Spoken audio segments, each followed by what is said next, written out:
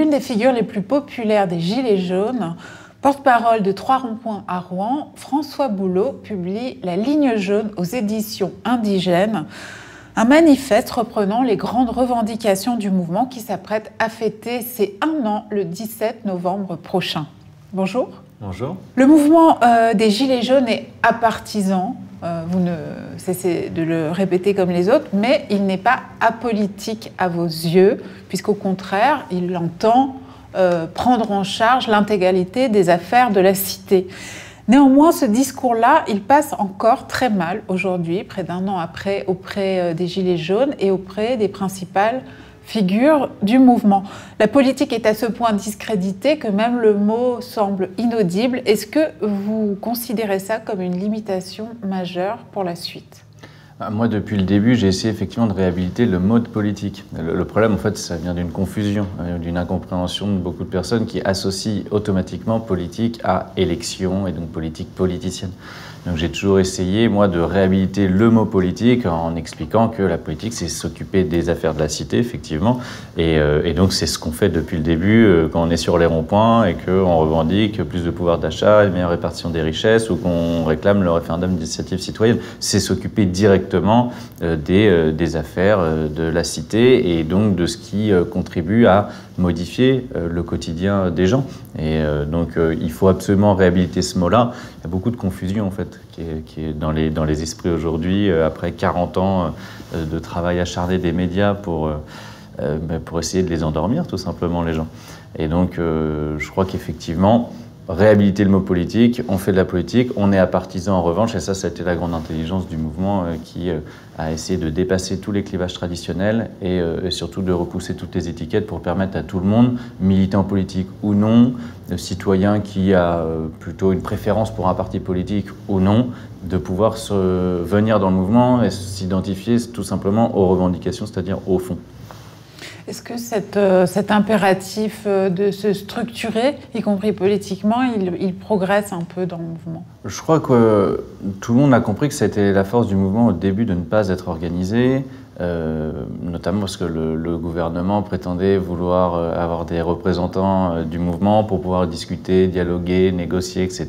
Bon, en réalité, derrière, il donnait des ordres pour faire évacuer les ronds-points, donc on avait bien compris que tout ça était tout à fait hypocrite.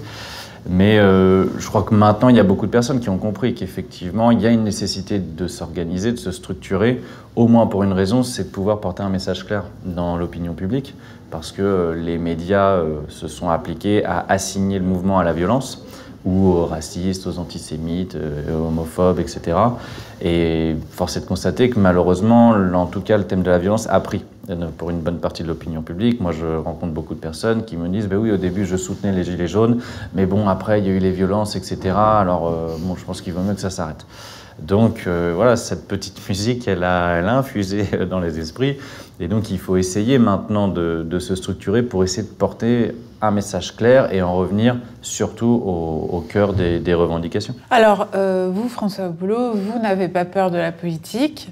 On vous prête même des ambitions dans ce domaine, hein, que ce soit pour vous y pousser, ou que ce soit pour vous en blâmer. Comme on ne vous imagine pas vous enrôler dans un des partis existants et qu'en même temps les listes Gilets jaunes, celles des européennes par exemple, qui avaient été lancées, ont été des fours et ont discrédité les personnes qui se sont engagées de cette façon. Quelle forme est-ce que ça pourrait prendre dans l'avenir en ce qui vous concerne ?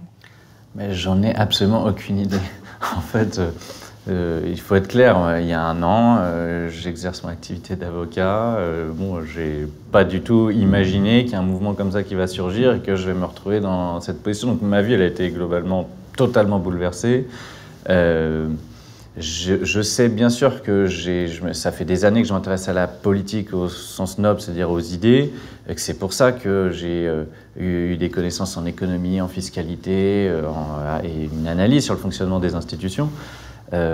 Moi, je sais que pour l'instant, la place où je suis le plus utile, c'est d'essayer justement de vulgariser les choses, d'essayer de donner à comprendre aux gens les clés justement pour essayer d'avoir les moyens de comprendre pourquoi on est dans cette situation, pourquoi quoi qu'on vote depuis des années et des années, on a toujours la même politique et c'est même de pire en pire.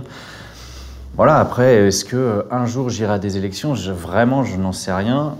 J'ai toujours dit que j'irai là où je pense être le plus efficace. Aujourd'hui, c'est certainement pas en étant candidat. On m'a proposé d'être candidat au municipal. On m'avait aussi proposé d'être tête de liste aux européennes. Qui vous a proposé d'être candidat au municipal? Comment ça s'est passé?